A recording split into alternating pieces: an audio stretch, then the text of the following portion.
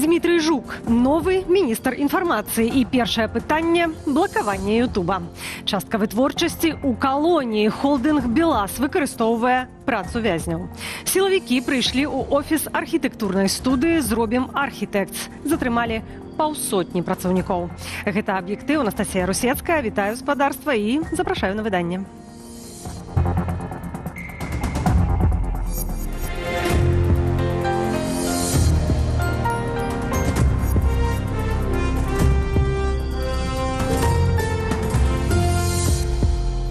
Трэба дзейнічаць акуратна і шукаць механізмы ўзаемаадносін з буйнымі гульцамі ўсесветнай медыяпрасторы. Гэтак новапрызначаны міністр інфармацыі Дмитрий Жук пракаментаваў пытанне магчымага блакавання Ютубу ў Беларусі.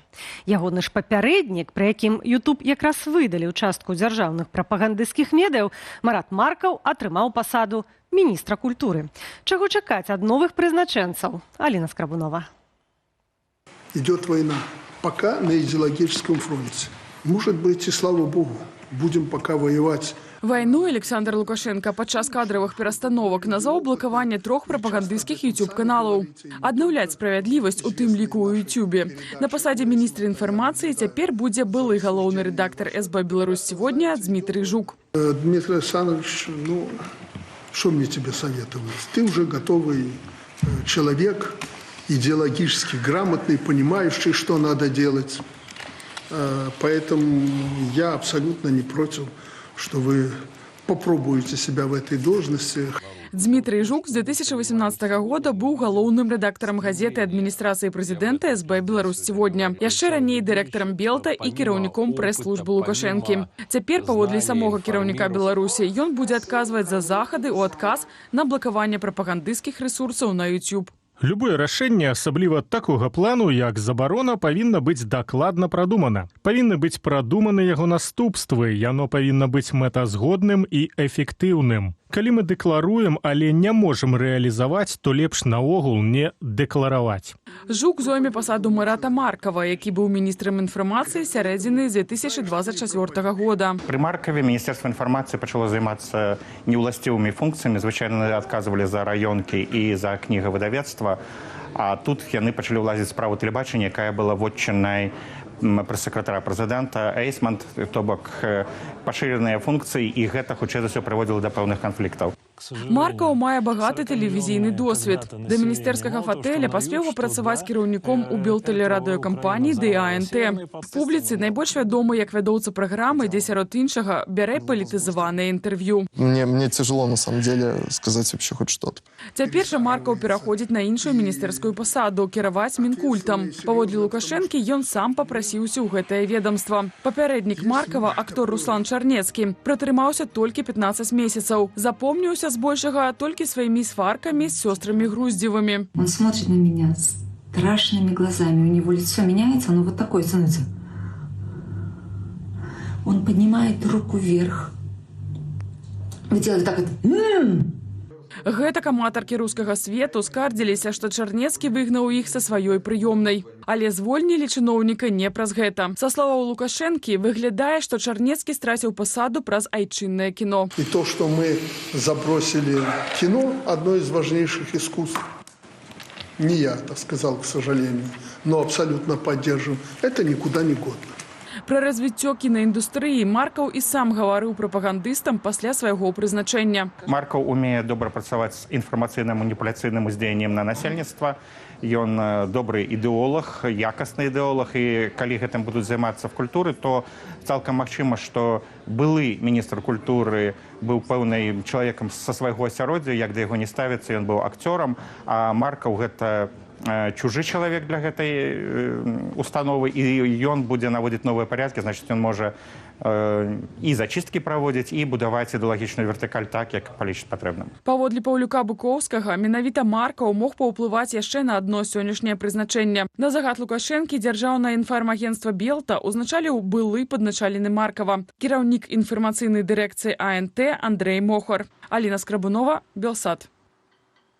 Яшчэ адно прызначэнне Лукашэнкі – новы віцэ-прэм'ер у справах будаўніцтва, транспарту і жыллёва-камунальнай гаспадаркі. Ім стаў Александр Церахаў. Дагэтуль чыноўнік займаў пасаду генеральнага дырэктара Менскбуду. Раней узначальваў Міністэрства ЖКГ. Адной з задачаў новага віцэ-прэм'ера павінна стаць развіццё будаўніцтва па ўсёй краіне, акрамя Менску. На распараджэнне Лукашэнкі сёлета ў сталіцы жылля пабудуюць удвая менш. 300 тысячаў квадратных метраў, летась было 720 тысяч. Але па-ранейшаму прыярытэт у атрыманні жылля будуць мець шматдзетныя сем'і і вайскоўцы. Новая хваля рэпрэсіяў. КДБ прызнаў экстрэмісцкім фармаваннем тэлеграм-чат СІЗО номер 1 Калядзічы. Туды ж дадалі ўсе чаты і суполкі калоніяў і СІЗА Беларусі. Агулам у спісе 10 тэлеграм-чатаў, 9 вайбер-чатаў і 3 суполкі ВКонтакце. У гэтых каналах камунікавалі сваякі вязняў. Там жа збіраліся гайды, што дапамагалі арыентавацца пасля затрымання блізкага. Цяпер іхныя ўдзельнікі, колькасць якіх вагаецца ад сотняў да тысячаў, рызыкуюць трапіць за краты. На дадатак, сёння сілавікі прыйшлі ў офіс адной з самых вядомых архітэктурных студыяў Беларусі «Зробім Аркітэкс».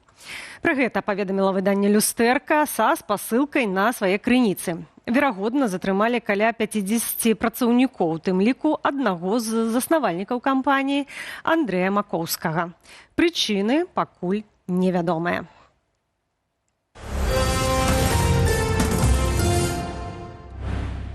Раён за раёнам набывае абаронную вайсковую амуніцыю. Столінскі райвыканкам патраціў 640 тысяч рублёў на 400 бронекамізэлек айчыннай вытворчасці. Тэндэр, на які першым звярнула ўвагу выданне «Люстэрка», размясцілі на партале дзяржзакупак. Чаму менавіта столькі набылі і на якія патрэбы, высветліла Юлія Цальпук.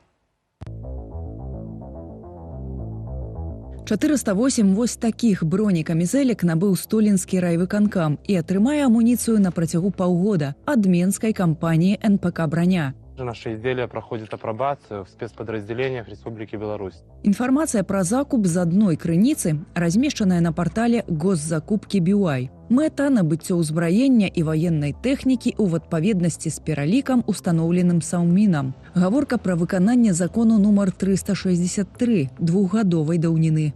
Об изменении законов по вопросам обеспечения национальной безопасности. То есть при каждом райисполкоме есть так называемые добровольческие формирования, и дабы численному составу вот этого, скажем так, добровольческого формирования соответствовало там количество обмундирования и средств защиты, там, специальных средств, производят такого рода закупки. Атрады так званага народнага апалчэння пачалі фармаваць у 2024 годзе. У кожным раёне яны налічваюць 400-500 цывільных, якіх вучаць абыходжанню са зброяй на выпадак унутраных канфліктаў ці вайны з іншымі дзяржавамі. Колькасць закупленых бронекамізэлек у Столінскім раёне упісваецца ў гэтыя патрэбы. Па 29-30 камізэлек на кожны з 14 сельсаветаў. 485 бронекамізэлек хоча набыць Глыбоцкі райвыканкам. Вынікае з ягонай заяўкі на сайце дзяржзакупаў. Ужо атрымалі сродкі абароны і Вацэвіцкі і Пінскі раёны. Паводле Белполу, усе без выключэння райцэнтры атрымаюць гэтыя сродкі абароны ў межах дзяржаўнай праграмы мілітарызацыі. Милитаризируется право, милитаризируются дети, милитаризируется экономика. На территории Беларуси возводятся военные объекты, которые не нужны для государства, которые не готовятся к войне. Лукашенко кажа адкрыта, што вайны не выключае і патрабуе ад вайсковага кіраўніцтва. Я вас прошу, научите людей воевать. Мінабароны са свайго бюджэту праводзіць вучэнні і зборы, СМС-апавяшчэнне прызыўнікоў. Ствараць і ўтрымліваць склады для так званых народнага апалчэння і тэрытарыяльнай абароны мусяць менавіта мясцовыя бюджэты. Яны ж цяпер адказваюць за дастаўку ваенна-абавязаных ад пунктаў збору ў сельсаветах да месца службы. Юлія Цальпук, Белсат. Беларускія калоніі ёсць часткай прамысловай вытворчасці. Пра гэта заяўляе Белпол. Ініцыятыва апублікавала дакумент, які паказвае, што айчынныя заводы выкарыстоўваюць працу зняволеных. Згодна з дакументам, прадпрыемства «Магілёўскі вагонабудаўнічы завод», якое ўваходзіць у «Белаз Холдинг», запатрабавала ад кіраўніцтва папраўчай калоніі нумар 2 ў Бабруйску хутка паставіць дэталі для грузавых вагонаў. У прыватнасці дзесяткі металічных элементаў з апрацоўкай і грунтоўкай. У лісце падкрэсліваецца неабходнасць паскорыць пастаўкі і нарасціць тэмпы вытворчасці, каб выканаць план ужо ў найбліжэйшыя тэрміны.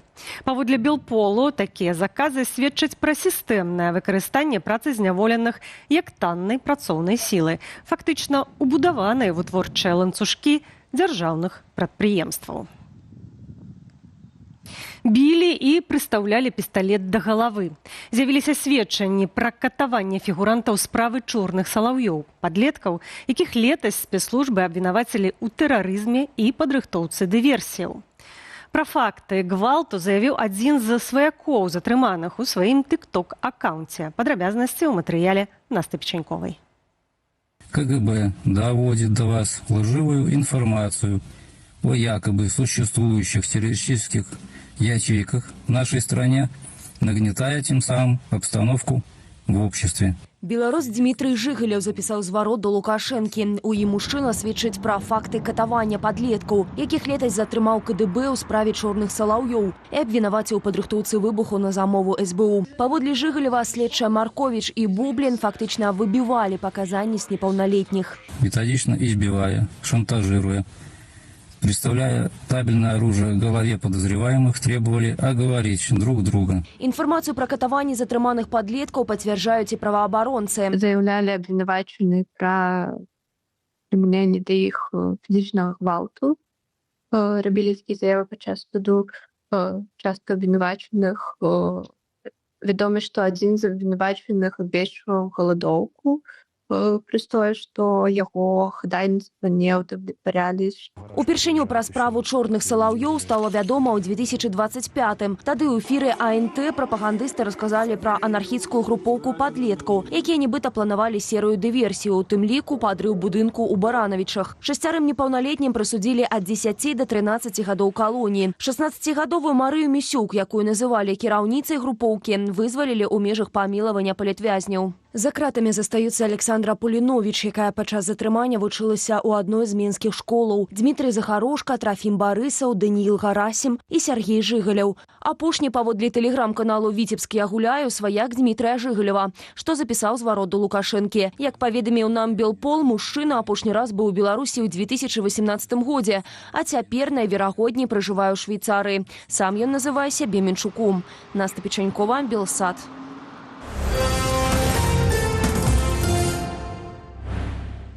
Праваахоўнікі Літвы спынілі змову, мэтаю якой было забойства дзвюх палітычных фігур. За планам стаялі грамадзяне Грэцыі, Украіны, Грузіі, Літвы і Беларусі. Падрабязнасці ў нашай карэспандэнткі з Вільні Глафіры Жук. У Літве раскрылі план падвойнага палітычнага забойства. У справе фігуруюць двое беларусаў. Адной з мішэняў быў неназваны расійскі актывіст, за якім сачылі і спрабавалі ўзламаць яго прылады. Тэлеграм-канал «Ліга свабодных нацый» паведамляе, што ім можа быць Руслан Габасаў, кіраўнік камітэта башкірскага нацыянальнага руху за мяжой. Другой – літоўскі палітычны дарадца, вядомы крытыкай Расіі. Мы звярнуліся па каментару Дэпартамент дзяржаўнай бяспекі Літвы і бюро крымінальнай паліцыі, але адказ на момант запісу сюжэта не атрымалі. Галоўнага падазраванага затрымалі ў Грэцыі 10 лютага. Яго падазраюць у сувязях з расійскай агентурнай сеткай. Усяго ў справе група з 7 чалавек розных нацыянальнасцяў. Двое з іх маюць беларускія пашпарты. Пакушэнне ўдалося сарваць 12 сакавіка. Аперацыя па затрыманні праводзілася ў межах еўрапейскага ордара. За забойства выканаўцам абяцалі да 40 000 еўраў, арганізатару да 50 000. Расследаванне працягваецца ў некалькіх краінах Еўропы, і праваахоўнікі не выключаюць новых затрыманняў. Глафіра Жук, Белсат.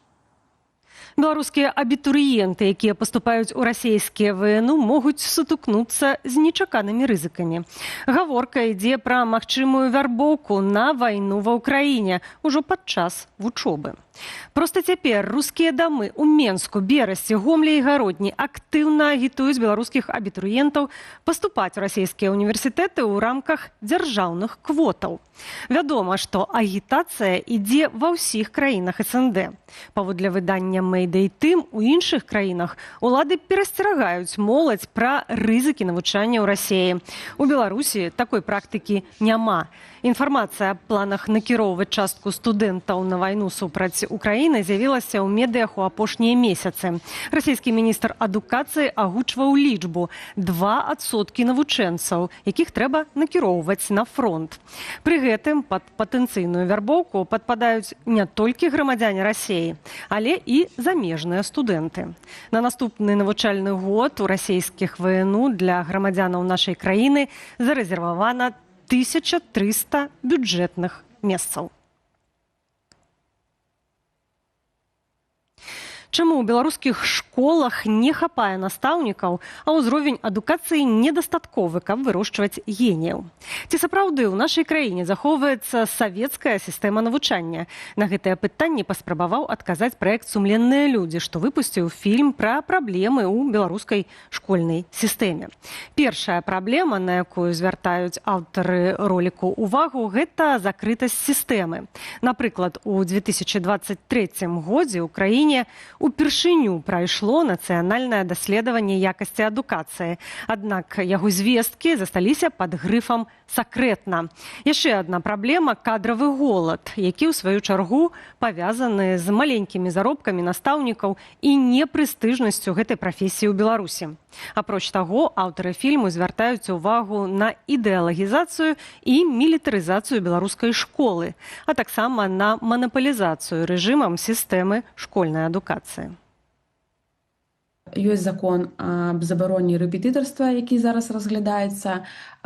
Прыватныя школы з 50 засталося 6 у Мінску прыватных школ. Дашкольная адукацыя забаронена, то бок толькі школа, якая дае, выхоўвае лаяльныя кадры, альтэрнатыўных варыянтаў няма.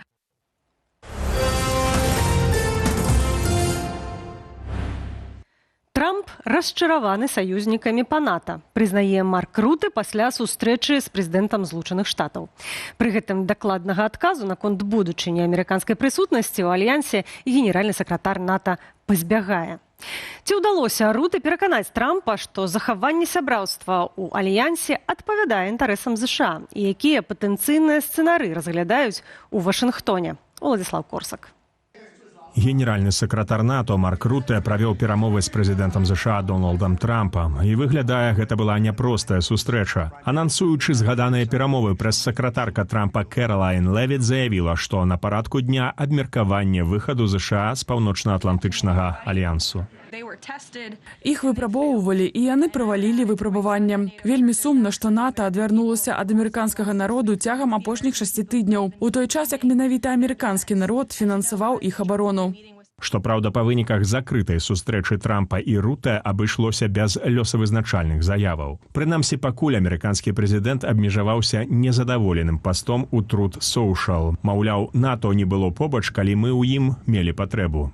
Ён відавочна расчараваны многімі саюзнікамі ў НАТО, і я разумею ягоны пункт гледжання, але ў той жа час я змог адзначыць і тое, што пераважная большасць еўрапейскіх краін аказала дапамогу.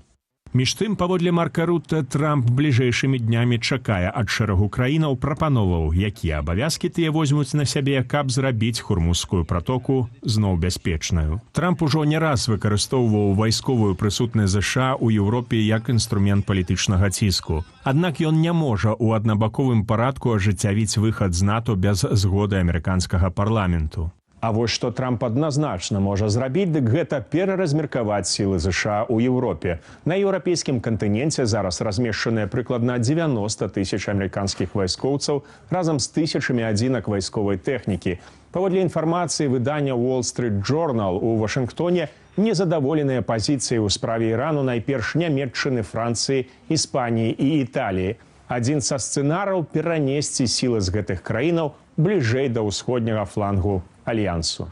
то бок да межаў Расіі. Гэты варыянт, маўляў, ужо падтрымлівае частка амерыканскай адміністрацыі. Тут важны геапалітычны фактар, фактар абароны, плюс гэтыя краіны выдаткоўваюць даволі шмат на абарону самі. Все ж такі і для краінаў Балты, і для Польшчы, для Румыніі гэтыя расійскія пагрозы, якія зараз існуюць, не нейкія там з падручнікаў. Уявім сабе, аднак, найгоршы сцэнар. ЗША выходзяць з НАТО. Увесь абарончы бюджэт еўразвязу за мінулы год каля 400 мільярдаў еўраў. Паводле розных ацэнак, да паловы гэтых закупак прыпадае на прадукцыю са Злучаных Штатаў. Прадаваць зброю еўрапейцам амерыканцы заўжды будуць з вялікай радасцю. Яны гэта заўжды рабілі, робяць і будуць рабіць. І гэта цалкам лагічна, таму што таксама ёсць сумесныя прадпрыемствы, ёсць філіалы амерыканскіх кампаній, якія знаходзяцца на тэрыторыі Европы, але любы сыход Злучаных Штатаў з Европы в плане абароны, в плане военнай дапамогі разглядаецца Масквой як надзвычай важны фактар. Бо адразу знікае магутны фактар стрымлівання. Амерыканскія базы і войскі ёсць ключавым фактарам еўрапейскай бяспекі пасля Другой сусветнай вайны. Краінам еўразвязу давялося б значна павялічыць выдаткі на абарону і хутчэй будаваць уласную сістэму бяспекі без поўнай апоры на Вашынгтон. І вялікае пытанне, ці здольныя яны гэта зрабіць. Найперш на фоне адсутнасці еднасці ў самім ЕЗ. Пад патэнцыйным вайсковым ударам пуцінскай Расіі могуць апынуцца найперш краіны Балтыі і Польшча. Агулам, выхад ЗША з НАТО азначаў бы глобальныя змены балансу сілаў у свеце. Уладзіслаў Корсак, Белсат. Урад пашырыў склад канцэрну «Беллегпрам». Да яго далучылі яшчэ 10 прадпрыемстваў з розных рэгіёнаў краіны. Сярод якіх вядомыя фабрыкі «Элема» і «Світанак». Улады заяўляюць, што гэта крок да ўмацавання лёгкай прамысловасці і павышэння канкурэнтназдольнасці прадукцыі. Паводле пастановы ўраду ў склад канцэрну ўвайшлі прадпрыемствы з Менску, Горадні, Пінску, Жодзіна ды іншых гарадоў. Сярод іх швейныя фабрыкі, вытворцы тэкстылю, спецадзення і спецабутку. Улады тлумачаць, аб'яднанне павінна дапамагчы прасоўванню беларускай прадукцыі як на ўнутраным, гэтак і на вонкавых рынках. Тое, што лёгкая прамысловасць мае патрэбу ў тэрміновых і сур'ёзных зменах, на найвышэйшым узроўні прызналі яшчэ летась. У кастрычніку Лукашенка заявіў аб складанай сітуацыі ў галіне, правёў кадравыя перастаноўкі і запатрабаваў ад новага кіраўніцтва хуткіх вынікаў. У аб'ектыве на гэтым ставім кропку. Больш навінаў у нашых сацыяльных сетках і на старонцы Белсату. Інфармацыйны вечар працягне студыю Белсат, якую мы правядзём разам з Алесем Залеўскім. Вітаю, шаноўнае гаспадарства. Ужо праз некалькі хвілін у студыі Белсат пра нечаканыя кадравыя перастаноўкі ў сістэме Лукашэнкі. Чаму галоўнага прапагандыста Маркава перакідваюць у культуру, а на інфармацыю ставяць значна больш асцярожнага Жука. Ці гэта сігнал змены падыходаў? І яшчэ адна важная тэма – беларуская моладзь. Колькі маладых людзей насамрэч хочуць з'ехаць з краіны, што іх трымае і чаму жыццё сёння ўсё часцей будуецца па прынцыпе план Б. Заставайцеся з намі. Студыя Белсат праз імгненне. Запрашаем.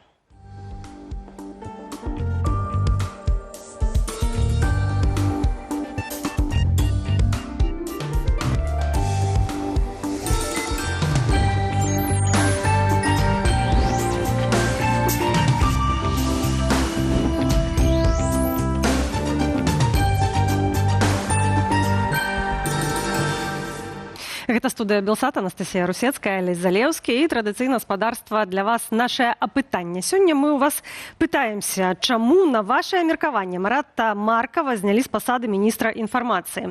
І варыянты маем для вас наступныя. Папрасіў пост міністра культуры, вядома, менавіта так заявіў Лукашенка. Наступны варыянт – праз блакаванне дзяржаўных медыяў на YouTube. Варыянт «Ничего личного». Памятаем, што гэта адсылка да праграмы Марата Маркава. І варыянт «Не маю меркавання». Калі ласка, галасуйце. Галасаванне ананімнае, а таму бяспечнае. Так, ну і неўзабаве будзе эксперт, даведаемся ягоную версію. Кадравыя перастаноўкі ў Беларусі даўно перасталі здзіўляць. Звычайна гэта проста ператасоўка тых жа людзей. Але сёння Лукашенко ўсё ж такі зрабіў нечаканы для многіх ход.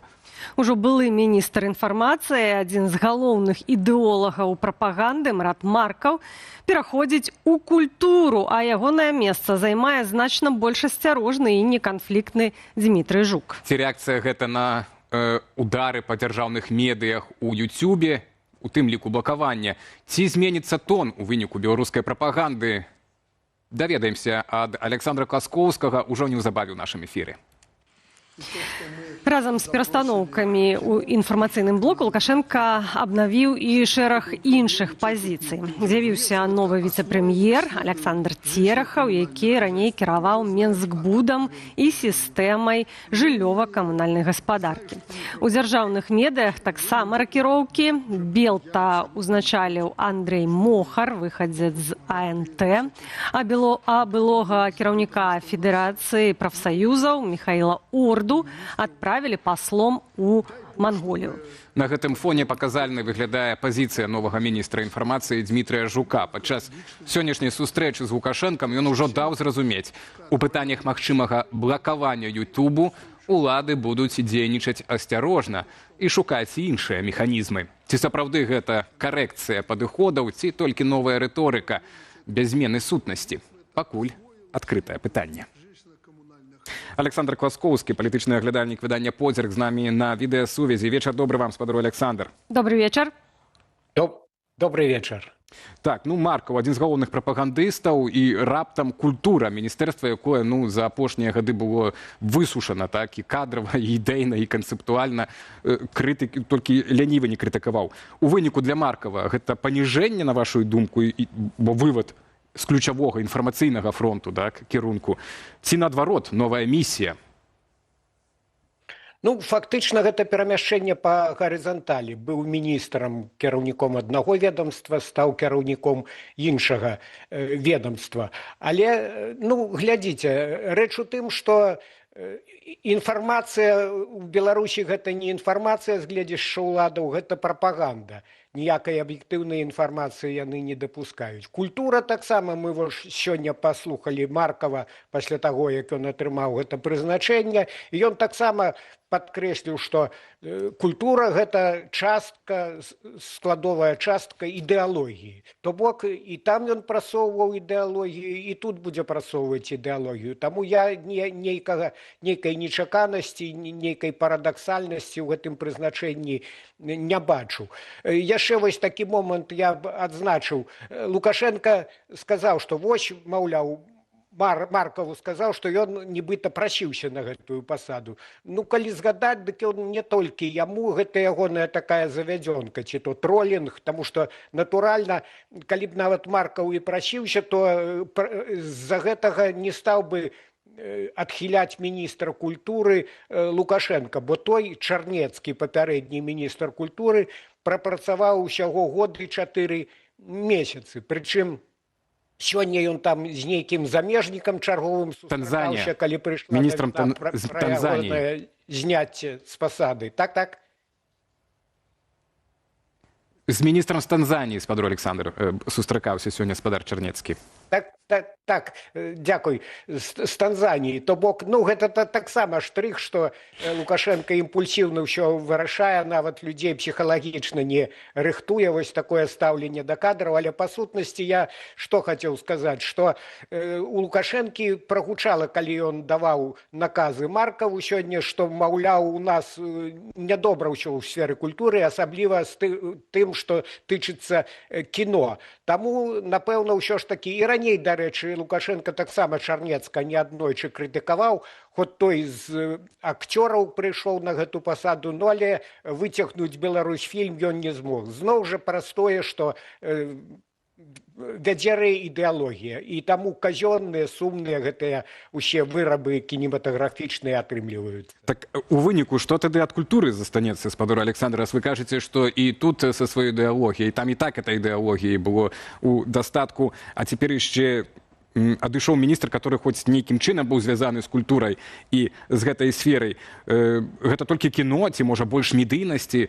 Я ўжо не кажу пра тое, што ў наш чарговы хіба што будзе міністр, які па-беларуску нават не гаворыць. Так? Але як вы думаеце, што апроч кіно можа палепшыцца ці нагу, што будзе далей з гэтай сферай? Я думаю, што нічога карэнным чынам не палепшыцца. Ну, можа, Маркаў лепшы адміністратар, але адміністрацыйнымі метадамі ў культуры няшмат чаго дасягнеш. Ну, Маркаў сёння, дарэчы, ён так зарысаваўся лібералам, кажа, мой падыход такі, што творчым людзям трэба не замінаць, хай яны там раскрываюцца. І тут жа пра ідэалогію, што усе яны павінны вызнаваць дзяржаўную ідэалогію, што яны павінны быць дзяржаўнымі людзьмі. Я сваімі словамі пераказвалі, сэнс такі. Дык вось пытанне, ці Маркаў, які шануе творчую індывідуальнасць, будзе дамінаваць, ці Маркаў, які будзе прасоўваць ідэалогію. Мне чамусьці здаецца, што другое. Таму ніякіх зрухаў да лепшага я ў сферы культуры не чакаю. Ну, пабачым, якое кіно пакажа нам Маркаў. Тут мы усе будзем у стане гэта ацаніць і сапраўдную і ягоную эфектыўнасць працы на гэтай пасадзе. Пераходзім да Міністэрства інфармацыі. Спадар Жук яго узначаліў. Ну і адразу кажа на той жа сустрэчы з Лукашэнкам пра асцярожнасць і адмову ад простых забаронаў. На вашу думку, ці ў гэтай сферы можа нешта зменіцца? Ну, прынамсі, вось рыторыка, стыль змянілася. Так? Ну і спадар Жук, ён сам па сабе больш такі спакойны, памяркоўны, я бы сказаў. Ці проста вот эта іншая рыторыка, а палітыка застанецца той жа? Ну, зрэшты... Па-першае, я не зусім згодны, што Жук болей памяркоўны.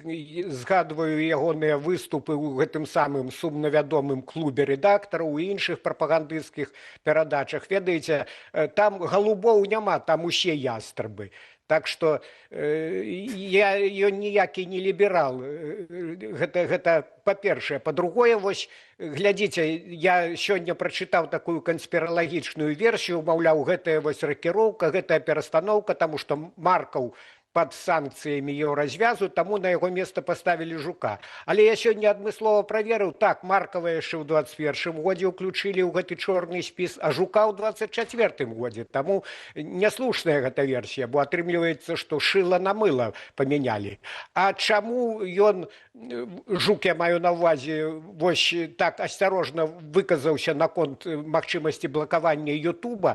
Заўважце, што ён там спаслаўся на Лукашэнку, і ён не падчас гутаркі з Лукашэнкам, а пасля ўжо даў гэты каментар, то бок ён даведаўся, што думае на гэты конт ягоны шэф, і Лукашэнка, відаць, усё ж такі сказаў, што не будзем мы чапаць гэты буржуйскі Ютуб. Чаму гэта асобнае пытанне, і ў мяне ёсць адказ на гэта пытанне. Ну, калі коротка, то гэта ж амерыканская карпорацыя, за ёй стаіць Трамп у прыватнасці, а Лукашенко, які марыць з Трампом падпісаць вялікую угоду, ну на што яму злаваць за гэтых трох каналаў кампаньёна праз тое, што заблакуе ён Ютуб у Беларусі. Ну, ёсць яшчэ прычыны, па якіх Лукашенко не хоча ісці гэтым шляхам. Напрыклад, таму што, я думаю, Коля яго трошкі адукаваў. Раней Лукашенко казаў, што інтэрнэт гэта там памыйка і ўсё такое, а цяпер ён трошкі іначай ўсё ж такі глядзіць. Ён разумее, што інтэрнэт і на яго эканоміка вельмі завязаная сёння, і потым на той жа Ютуб ходзяць значнай часткай такія людзі апалітычныя для таго, каб нейкі забаўляльны шукаць контент. І на што злаваць гэтых людзей, палітызаваць іх. Таму, я думаю, нейкія разумныя там узважаныя болей персоны з ягонага атачэння давялі Лукашэнку, што гэта будзе такі стрэл у нагу. Адсюль вось і гэта памяркоўнасць Жука. Гэта не ягоная памяркоўнасць, а таму, што шэф так сказаў. Так, сапраўды, спадар Александр, вы ўзгадалі, што Дмітрый Жук сказаў пра тое, што Лукашенко не з'яўляецца прыхільнікам забаронаў. Тым не менш, гісторыю з заблакаванымі некаторымі дзяржаўнымі медыямі на Ютубе Лукашенко акрэсліў, як ідзе вайна. І мы маем падзеі такім чынам. Спачатку мы маем блакаванне Ютуб-каналаў медыйных, прапагандысцкіх, а пасля мы маем змену асобы на пасадзе міністра інфармацыі. Натуральна, паўстае пытанне, ці не могуць гэтыя падзеі быць звязаныя паміж сабой. Гэтае ж пытанне мы сёння задаем нашым гледачам, і на меркаванне нашых гледачоў менавіта знялі Маркава з пасады інфармацыі, найбольш прагаласавалі 39% за варыянт, што праз блакаванне дзяржаўных СМІ на Ютубе. На вашу думку, ці гэтыя падзеі звязаныя? Навряд ці. Мне здаецца, што гэта такая канспіралагічная версія, таму што Міністэрства інфармацыі, яно ж не рэдагуе перадачы, не выпускае ў эфір. Найперш яно змагаецца з незалежнымі медыямі, абвяшчае іх экстрэмісцкімі і гэтак далей. Такая вось чорная праца.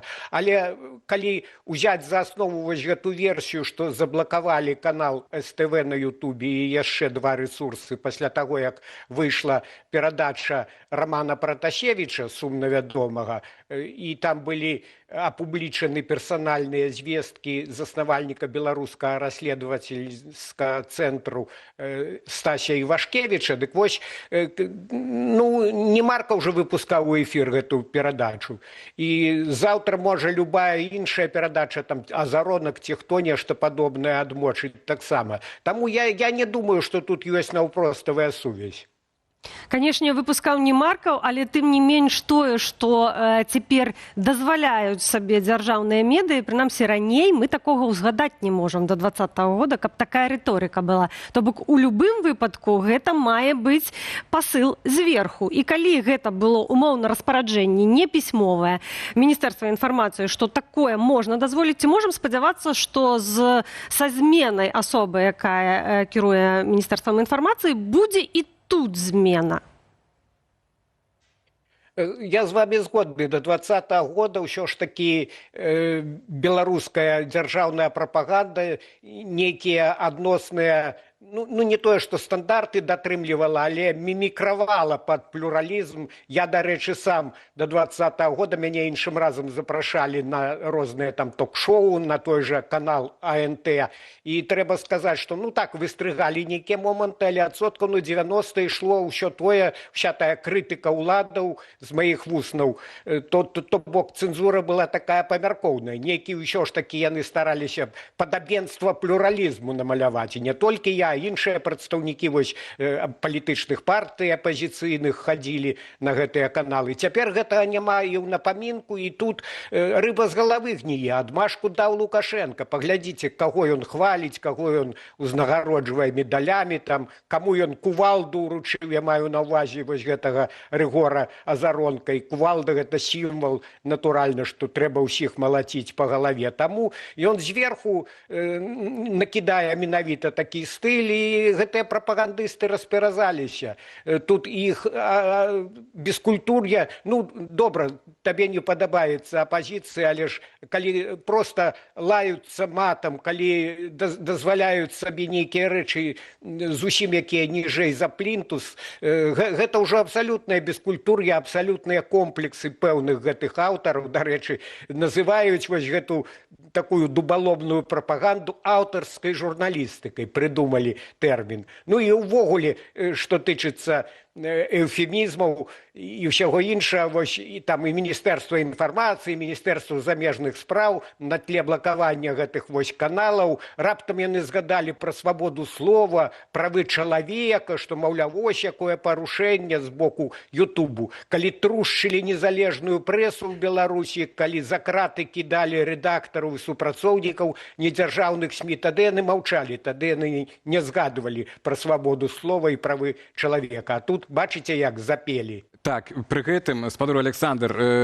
на жаль, мусім завяршаць, але адно пытанне вам яшчэ мушу задаць акурат у гэты час, калі Маркаў перайшоў з адной пасады інфармацыйнай на прапагандысцкай, вось у Міністэрства культуры стала вядома, што амаль усе чаты, то бок амаль усе чаты і суполкі калоніі і СІЗА Беларусі прызналі экстрэмісцкім фармаваннямі. Это каля у спісе 10 тэлеграм-чатаў, 10 вайбер-чатаў і 3 суполкі ў кантакце. Яны там пад экстрэмісцкім фармаваннем, пад дахам, я так зразумеў, не калонія, а СІЗА Калядзічы. Пакуль яшчэ самі праваабаронцы не ведаюць дэталяў так гэтай справы, але з пункту гледжання фармальнага ўсе сваякі і ўсе ўдзельнікі гэтых чатаў цяпер належаць да гэтага экстрэмісцкага фармавання, адпаведна могуць ужытыя быць супраць іх рэпрэсій. То бок рэпрэсуецца ўжо нават не тое, што незалежныя медыі, дзейнасць незалежных медыяў ці падтрымка незалежных медыяў праз там расшар так інфармацыі, але нават рэпрэсуецца абмен інфармацыяй паміж беларусамі, паміж сабой, паміж грамадзянамі. Ці гэта вось новы ўзровень глыбіні рэпрэсіўнай машыны ў Беларусі, ці зноў некая памылка можа адбылася на вашу думку? Бо гэта акурат месца, дзе шукалі дапамогі беларусы, так? Гэта не тое месца, дзе ты спадзяваўся, што атрымаеш пасля пераслед за гэта. Гэта рыса рэжыму жорстка аўтарытарная, які ўжо набывае рысы таталітарызму, што мы наглядна бачым пасля 2020 года. Тут для ўладаў праблема ў тым, і таму яны баяцца, што гэта нейкая непадкантрольная інфармацыя. Яны хочуць, каб усё было зверху, каб усюды стаялі вось гэтыя жукі, вось гэтыя маркавы і кіравалі і накідалі ідэалогію, якой, дарэчы, няма, як сам Лукашенко прызнаўся, акрамя таго, што ўсе мусяць быць адданымі правадыру. А калі нешта непадкантрольнае, то трэба глушыць, біць той самай кувалдай, якую Лукашенко некалі ўручыў Азаронку. Дзякуй вялікі вам за сённяшнюю размову, што знайшлі час прыйсці да нас у эфір. Александр Каскоўскі, палітычны аглядальнік выдання «Позірк», быў з намі на відэасувязі і абмяркоўвалі мы апошнія кадравыя перастаноўкі ў сістэме Лукашэнкі сёння новага міністра культуры і інфармацыі. Ну а цяпер час на нашу традыцыйную рубрыку «Жыццё ў рэгіёнах», якую мы робім супольна з БГ Медыа, і пачынаем з горадні. Улады гораду спыталі ў жыхароў, ці пакідаць кветкавыя аркі на вуліцы Савецкай. У гарвыканкаме заявілі, што летась гэтыя аркі радавалі гараджанаў і гасцей гораду. Але гарадзенцы ў соседках маюць іншае меркаванне. Адказ на інстаграм-старонцы гарвыканкаму прыйшоў хутка. За 2 сотняў пад допісам назбіралася больш за 1200 меркаванняў. Пераважная бальшыня каментатараў настойвае: «Нітрэ аркі трэба прыбраць, бо яны не ўпісваюцца ў гістарычны цэнтр». Асабліва гучна пра гэта кажуць гарадзенскія экскурсаводы і мясцовыя блогеры, каментары якіх збіраюць дзясяткі і сотні лайкаў. Адметна, што на другія сотні пад допісам з'явіліся прапановы пакінуць аркі, праўда, без тлумачэння. Кветкавыя аркі на Савецкай паставілі летась у красавіку. Першапачаткова гараджане перажывалі, што ім на галаву будзе ліцца вада з кропельнага паліву. Пасля аказалася, што большасць кветак на арках штучная. Яшчэ лепш. Тым часам у Мазыры 15 красавіка зачыняецца афіцыйна. Зачыняецца на рамонт радзільня. Аднавіць яе працу плануюць толькі ў лістападзе гэтага года. Здавалася б, рамонт – рэч пазітыўная. Вось толькі як гэта ўлады робяць? Паводле звестак флагштоку, радзільню без публічных абвестак зачынілі яшчэ ў пачатку красавіка. Жанчын з Калінкавіцкага і Мазырскага раёнаў пачалі вазіць у Гомель. Гэта каля 140 кіламетраў і больш за 2 гадзіны ў дарозе. У раённай газеце «Жыццё па лесе» інфармацыя іншая. Маўляў, радзільня зачыняецца з 15 красавіка, і гаворка ідзе пра планавы рамонт. Улады сцвярджаюць, што дапамога будзе аказвацца на месцы ў корпусе дыспансеру на вуліцы Малініна, дзе абсталююць паўнавартаснае аддзяленне з аперацыйным пакоем і рэанімацыяй. Паводле афіцыйнай версіі, усе мазырскія парадзіхі без паталогіяў змогуць нараджаць у самім Мазыры, а ў Гомель будуць накіроўваць толькі складаныя выпадкі, як і раней. У каментарах пад відэасюжэтам дзяржаўнага тэлеканалу «Мазыр» мясцовыя жыхаркі раяць знесці радзільню і пабудаваць новую. З чыстага ліста. І працяг гісторыі з оўпэн-эрам у Белавежскай пушчы. Праўладныя СМІ кінуліся на абарону тэхнарэйбу. На наступны дзень пасля сюжэту на Белсаце і публікацыі ў БГ Медыа раённая газета «Навіны Камянеччыны» выпусціла матэрыял з загалоўкам «Факты гучнейшыя за эмоцыі. Тэхнарэйв у Белавежскай пушчы не пагражае птушкам». Журналісты раёнкі разам з працаўнікамі нацыянальнага парку правялі натурнае даследаванне, уключылі апаратуру на максімум і замерылі ўзровень шуму. Паводле іхных звестак, ужо на адлегласці 200 метраў перавышэння нормаў няма. Цікава, як яны гэта правяралі. Малодшы навуковы працаўнік Міхаіл Лук'янчык заўпэўнівае, Птушкі, асабліва чырвонакніжныя, не гняздуюцца побач з актыўнымі турыстычнымі зонамі, а арлан-белахвост наогул трымаецца далей за кіламетр ад сцэны. Тым часам у афіцыйным інстаграм-акаунце Белавежскай пушчы з'явіўся ролик пра падрыхтоўку да фэсту. Начальнік управлення турызму Павел Паўленка кажа, што замеры праводзяцца з улікам прыродаахоўнага заканадаўства. У каментарах карыстальнікі сумняюцца, што з дапамогай смартфона можна зрабіць карэктныя замеры і пішуць, што нягледзячы на нібыта бяспеку для жывёлінаў, пушча не найлепшае месца для такіх імпрэзаў. Спрэчка разгарэлася пасля анонсу фестывалю электроннай музыкі, які плануюць правесці 18 красавіка ў сядзібе Дзеда Мароза. І яшчэ адна тэма і спікерка ў нашай студыі. Нечаканыя вынікі даследавання беларускай моладзі. Аказваецца, далёка не ўсе маладыя людзі мараць з'ехаць з краіны. І ў цэлым ацэньваюць сваё жыццё як хутчэй нармальнае. Яны вучацца, працуюць, будуюць планы. Але ёсць адно вялікае але. За гэтай вонкавай стабільнасцю пастаянная напружанасць, асцярожнасць і гатовасць у любы момант змяніць жыццё. Колькі ж насамрэч маладых беларусаў думаюць пра ад'езд і чаму?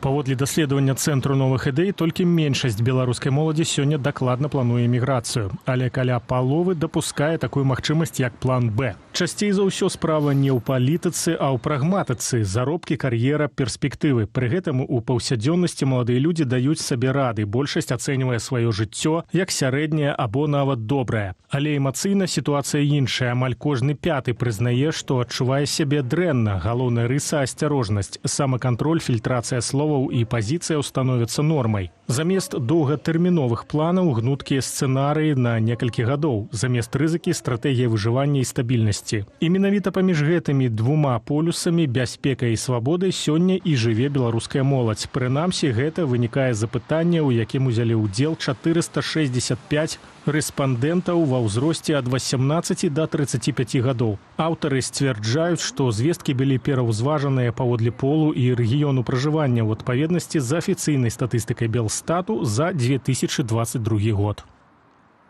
Вяртаемся ў студыю Белсат, і з намі на відэасувязі кіраўніца даследаванняў Цэнтра новых ідэй Дар'я Урбан. Вітаем вас, падараня Дар'я. Добрый вечар. Добрый вечар. Традыцыйнае такое для такіх тэмаў пытанне. Першае, што вас найбольш здзівіла ў гэтага даследавання, па выніках гэтага даследавання, бо інтуітыўна многім можа здавацца, што беларуская моладзь сёння павінна марыць пра ад'езд з Беларусі, але вас цвёрда плануе з'ехаць толькі меншасць, так? Ну і сярод... Ну ладно, это будзе наступнае пытанне. Давайте вот по першаму пытанню. Знаете, мне всегда очень сложно отвечать на вопрос, что меня больше всего удивило, потому что исследование – это очень комплексный, такой сложный процесс, и каждая гипотеза, которая формируется в исследовании, автоматически означает, что мы чего-то не знаем и что-то хотим узнать.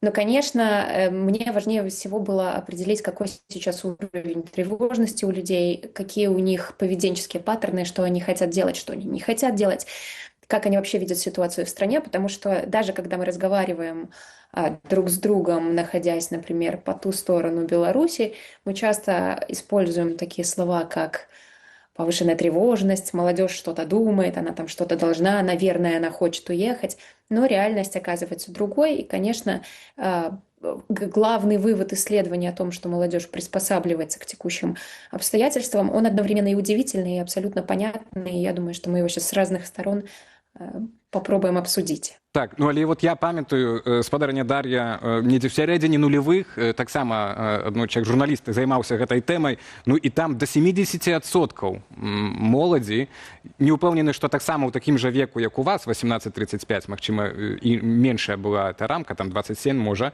але там до 70% той моладзі хацела з'ехаць. У вас гэта меншасць. Што змянілася? Цяпер іншае пакаленне моладзі за опошние годы? Смотрите, я не думаю... Так. Угу. Да, простите. Я не думаю, что это какая-то... Мне бы очень хотелось заглянуть, как точно был задан вопрос в 2000-х годах, потому что очень сильно зависит от формулировок вопросов, конечно же, ответ на безумовно. Этот...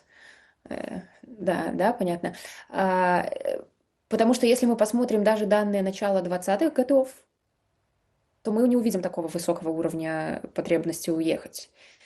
Поэтому у меня сразу автоматически есть некоторое сомнение, как задавался вопрос, потому что 70 это, конечно, очень высокий процент, он обычно не характерен для обществ, в которых не происходит какой-то, понимаете, слишком сложной ситуации. То есть даже в 2021-2020 году в Беларуси не было такого высокого уровня желания уехать. Вот. Поэтому, к сожалению, не могу вам точно ответить, почему так, потому что не вижу предыдущих данных. Но постепенно, в целом, постепенно уровень снижается, потому что люди приспосабливаются. Самый простой ответ. Люди приспосабливаются, привыкают и продолжают жить. Тады яшчэ працягнем эту лінію па выезду прыезду сярод найбольш прывабных краін для пераезду моладзь называе Расію, Польшчу, Нямецчыну, Кітай. Вось пра што гэта сведчыць? На маю думку, гэта сведчыць заходнім, усходнім, ідэалагічным нейкім вектарам. І што такое звычайнае такое еўрапейскае грамадства, которое глядзіць ва ўсе бакі. Якія вашы высновы адносна гэтага? Да, мы спрашивали о ценностях, и в том числе о таком геополитическом векторе их взглядов. Мы спрашивали, какие ценности, по их мнению, ближе к белорусским. Не какие они разделяют, да, а какие ценности, по их мнению, ближе к белорусским. И увидели совершенно гибридную модель. То есть люди видят, что одновременно белорусы по ценностям в значительной степени совпадают с людьми, живущими в России, с людьми, живущими на Западе. Кроме того, они видят одновременно с этим, что у людей в Беларуси есть еще и свой какой-то ценностный горизонт, свое ценностное поле. Поэтому нельзя сказать, что белорусское общество сейчас, молодежь в Беларуси резко поляризована, например, что они больше склоняются в одну сторону или в другую. И это же самое подтверждается вот этим вопросом, в какие страны лучше уезжать молодым людям. Я не думаю, что этот вопрос продиктован только какими-то ценностными установками и только их восприятием Запада или России, но еще вполне прагматическими причинами, например, языком. Потому что понятно, что уехать в Россию значительно проще, чем уехать в Германию, если ты не владеешь немецким языком. Это довольно логичный и закономерный ответ. Он, конечно же, ценностно и эмоционально окрашенный. Если я резко высказываюсь против России, я ни в коем случае даже под страхом выстрела, возможно, не буду признаваться, что в Россию хорошо уезжать. Но, однако, если я человек логики и факта, то, скорее всего, я скажу, да, Россия – это хорошая страна, чтобы уехать в нее из Беларуси хотя бы, потому что там похожая культурная, похожая языковая среда. Польша – близкая страна в том же смысле, и Польша дружественна к миграции тоже попадает. Интересный вывод – это, конечно, Китай. Вот здесь уже есть о чем подумать и есть о чем поговорить. И это значит, что наши стереотипные представления о Китае некоторым образом изменились. Я б хотела ўзгадаць вядомае выказванне: грошы не прыносяць шчасця, але вельмі супакойваюць. І вось калі сыходзіць з гэтага выказвання, то тое, што мы маем у выніках, абсалютна супярэчныя моманты, бо маем так: матэрыяльнае становішча, паўсядзённую бяспеку, маладыя людзі, большасць маладых людзей ацэньваюць як сярэднія або хутчэй добрыя, пры гэтым трывога мае сістэмны характар. То у чым тут разуменне этой ситуации? Адкуль трывога? Это очень классическая ситуация в белорусской социологии и в социологии вообще, когда мы немножечко в вопросе «оцените свое материальное положение или эмоциональное положение» говорим: да, вроде у меня все нормально. Если поспрашивать у людей, бедные они или нет, они, как правило, отвечают, что нет, даже если у них не хватает денег, например, на лекарства. Попробуйте провести такой эксперимент, например, с пенсионерами он очень очевидно срабатывает. Если вы помогаете бабушке с лекарствами, например, и она говорит: нет, конечно же, я не бедная. Это такая субъективная оценка своего материального положения. Когда мы говорим о тревожности, это вопрос, который в этом году очень сильно попал людям в нерв, молодым людям. И они, мне кажется, достаточно искренне на него ответили. У этого вопроса один из лучших коэффициентов вовлеченности и искренности. Видимо, он действительно был ко времени. И там мы видим такую закономерность, что не только экономические факторы волнуют молодых людей. Экономические, конечно, на первом месте, но это традиционная ситуация, так было всегда. Если вы посмотрите любые исследования, в которых фигурирует этот вопрос до 2020 года, там тоже всегда рост цен будет самым тревожащим. Рост цен, жилье, экономическая нестабильность – это всегда самые тревожащие экономические проблемы. Здесь никаких изменений не наблюдается, но это не является при этом, ну, такой основной причиной, например, для принятия основных жизненных решений. Да, фон тревожный, но не только экономический фон тревожный. Люди в целом, когда отвечают на вопросы о тревожности, не разделяют глобально, например, политические факторы, экономические факторы, там, социальные какие-нибудь, они смешивают это все в один общий тревожащий фон. Вот это удивительный вывод этого года, потому что обычно в таких вопросах, если спрашивают, что вас тревожит, перечислите, там, и экономика будет, и политика, и так далее, и безопасность, ответы и люди, респонденты, распадаются на группы. Кто-то переживает из-за экономики, возможно, более уязвимой группы, кто-то переживает из-за там, карьеры, допустим. В этом году такого распадения нет. Все равномерно. И что это значит? Обо всем. Что это значит, что нема такого распадения?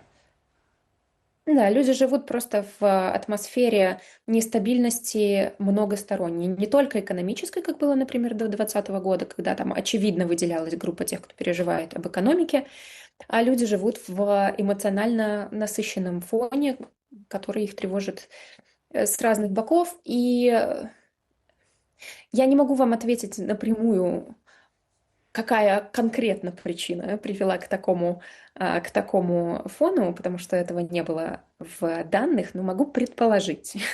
Социологи, знаете, не любят предполагать, не опираясь на данные, но я все-таки предположу, что, конечно, вот этот затянувшийся, мы же не можем назвать ситуацию в Беларуси кризисом, правда? Кризис был в 2020 году. То, что происходит сейчас, это уже такое нормализованное напряжение, в котором постоянно живут белорусы, и оно выражается так в разных областях для них. Нармалізованая напруга, про которую вы кажаце, гэта таксама і тое, што людзі самі сябе кантралююць, і тое, што з вашага даследавання вынікае, што замест выключэння гэта стала нормай. Ну а таксама, што здзіўляе мяне яшчэ, тое, што спалучаецца надзея і фаталізм. Як гэта магчыма? Это очень хороший вопрос, и он достаточно сложный. Что такое надежда? Надежда — это когда я смотрю в будущее и надеюсь на лучшее. Очень просто. Что такое фатализм в нашем исследовании? Это когда я не чувствую, что я способен что-то изменить, что окружение, внешняя, да, структура, в которой я живу, сильнее меня. И у нас получилось 4 группы людей. Это люди, у которых, например, высокая надежда и низкий фатализм. Прекрасная группа. Они верят, что все в их руках, и у них есть надежда на светлое будущее. Есть, например, группа, у которой низкая надежда и высокий фатализм. Вот это самая уязвимая группа, но она, к слову, и самая малочисленная. Тут какой-то такой... Надея есть у молоді. Негативный ставить не будем. Да, то есть в целом, да. И все это у них в голове как-то так сполучается. Оно все интегрировано, и тоже нет такого сильного развлечения. Я искала, обычно социологи ищут какие-то сильные противоположности, да, мы пытаемся какие-то бинарные оппозиции найти. Но в случае с белорусской молодежью в их картине мира и надежда, и фатализм уживаются вполне гармонично. И продолжают надеяться на лучшее. Спадарыня Дар'я, так, это оптимістычна, але вот так напрыканцы коротка, мала часу.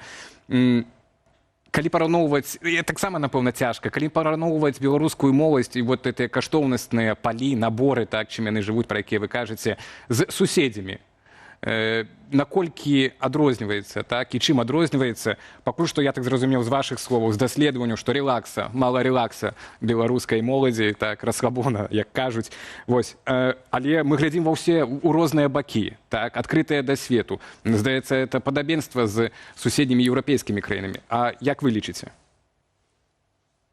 Я не могу вам сказать за всю Европу, как известно. Ну, суседи, так. Однако не могу вам сказать точно, потому что у нас не сопоставимые данные сейчас с европейскими, например, исследованиями, абсолютно аналогичных нет, поэтому не говорю в цифрах, но могу вам сказать про разницу с нормальным портретом нормальной молодежи в среднестатистической стране. Такой средний портрет возьмем. Молодежь по определению группа, которая находится в состоянии такой изменчивости, перемен. Они меняют свои социальные роли, они меняют, например, семью родителей на семью свою, то есть это постоянная такая неопределенность. И эти люди за счет вот этой постоянного движения, это те люди, которые генерируют развитие, в том числе страны. Если молодежь находится в спокойном состоянии, в хороших, свободных условиях и может реализовывать свои идеи, она является основой развития новых идей, взращивания новой культуры, появления новых каких-то течений. Так, Если Дарья, у нас заканчивается час. подавляется, Звужаем. последняя мысль, если она подавляется, то она занята только своей личной жизнью и больше ничем. И, к сожалению, в Беларуси сейчас похожая на это ситуация. Маем збольшага адказы на найбольш такія хвалючыя пытанні па гэтым даследаванню. Дзякуй вам вялікі. Спадарня Дар'я Урбан, кіраўніца даследаванняў Цэнтра новых ідэй, была з намі на відэасувязі і абмяркоўвалі мы іх жа даследаванні датычна беларускай моладзі. Ну і на гэтым, спадарства, мы ставім кропку ў нашым эфіры. Для вас працавалі Анастасія Русецкая і Алесь Залеўскі. Дзякуем за вашы лайкі, каментары. Зычым удалага вечара і да наступных сустрэчаў.